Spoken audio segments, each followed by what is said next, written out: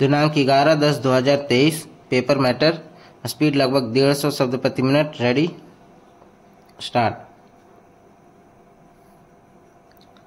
बिहार में जातियों का एक सर्वेक्षण कराने और आबादी की जातिवार गणना को प्रकाशित करने का बहुत बड़ा महत्व है। इस सर्वेक्षण में जनगणना की सारी खासियतें थीं और इसे घरों की सूची बनाने एवं उसके बाद उन घरों से जानकारी हासिल करने की 2 चरणों की प्रक्रिया के साथ पूरा किया गया। इस सर्वेक्षण से यह पता चला है कि बिहार की 13 करोड़ आबादी के 63% हिस्से का ताल्लुक पिछड़ा वर्ग और अन्य पिछड़ा वर्ग के श्रेणियों के अंतर्गत सूचीबद्ध की गई जातियों से है। लोगों के सामाजिक आर्थिक विवरण भी दर्ज किए गए हैं, लेकिन वे अभी तक सामने नहीं आए हैं। राष्ट्रीय स्तर पर यह कवायद देशव्यापी जाति जनगणना की राजनीतिक मांग को बढ़ावा दे सकता है और शिक्षा एवं सरकारी सेवाओं में कुल आरक्षण की 50% की कानूनी सीमा का पुनर्विचार करने की दिशा में न्यायिक चर्चा को आगे बढ़ा सकता है।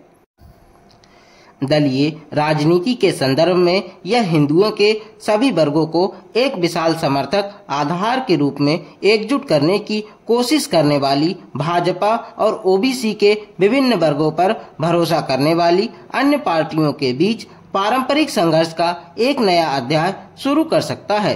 एक ऐसे वक्त में जब हिंदुत्व को ओबीसी दावे पर भरोसा रखने वाली पार्टियों पर भारी पड़ते देखा जा रहा है। प्रभावशाली सामाजिक समूहों को अब राजनीतिक वर्ग द्वारा अपने हितों को आगे बढ़ाने के लिए अपने आकार का लाभ लेने का मौका मिल सकता है। कानूनी मोर्चे पर इन संख्याओं का इस्तेमाल उस किस्म के मात्रात्मक डेटा को पेश करने के लिए किया जा सकता है जिसे न्यायपालिका विभिन्न राज्यों में आरक्षण के स्तर को उचित ठहराने के लिए मांगती रही है।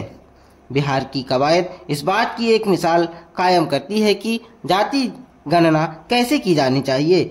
इस पद्धति में राज्य की जातियों की सूची में दर्ज 214 जातियों में से प्रत्येक को एक कोड देना शामिल था। विभिन्न उपजातियों एवं संप्रदायों की पहले पहचान की गई और फिर उन्हें एक व्यापक जाति नाम के तहत शामिल किया गया। इसका मतलब यह हुआ कि गणनाकार प्रतिभागी द्वारा बताई गई किसी भी जाति के नाम के लिए एक कोड निर्धारित कर सकते थे।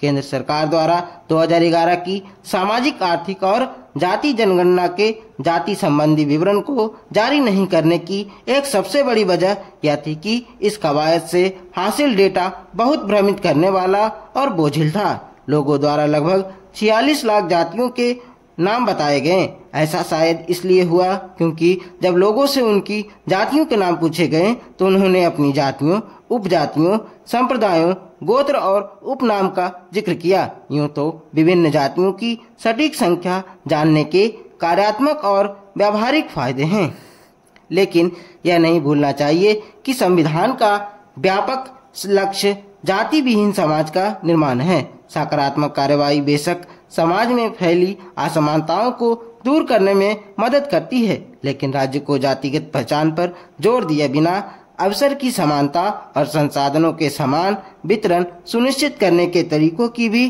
तलाश करनी चाहिए।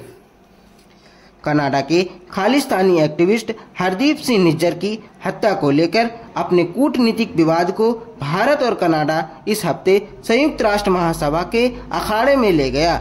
विदेश मंत्री एस जयशंकर ने आगाह किया कि आतंकवाद, उग्रवाद और हिंसा को लेकर प्रतिक्रिया राजनीतिक सुविधा के हिसाब से तय नहीं की जानी चाहिए। उनका यह कथन कनाडा में खालिस्तानी उग्रवाद के बारे में भारत की चिंताओं को संदर्भित करता प्रतीत हुआ। उन्होंने यह भी कहा कि जब बात क्षेत्रीय अखंडता और आंतरिक मामलों में दखलंदाजी नहीं करने के सिद्धांत के सम्मान की हो तो देशों को अपने फायदे के हिसाब से चयन नहीं करना चाहिए।